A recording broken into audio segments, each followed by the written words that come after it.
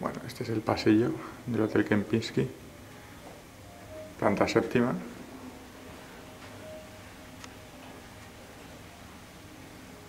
Habitación 7757, habitación sencilla. Instalado. Aquí estaría el cuarto de baño. Como lo vemos, este es el armario.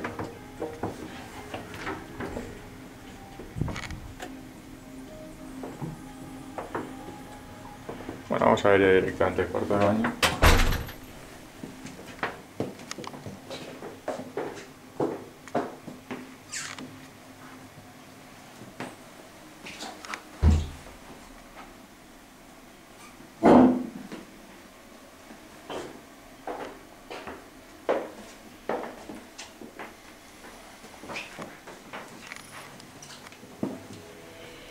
Y luego lo que es la habitación.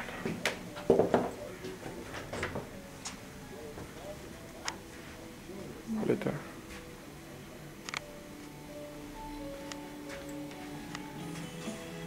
Aquí tenemos los aparatitos estos que siempre dan su juego.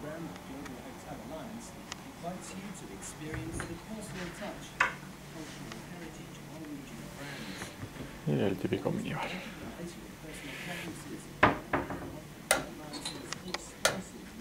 El hotel está bien, y también para trabajar. Un par de butaquitas. Y luego tiene una terracita. Muy agradable, amplia. También da su juego.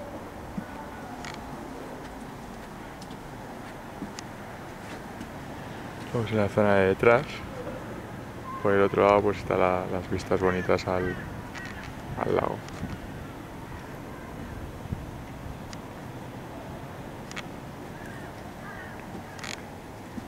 Bueno, pues esta es la habitación del Kempinski Ginebra.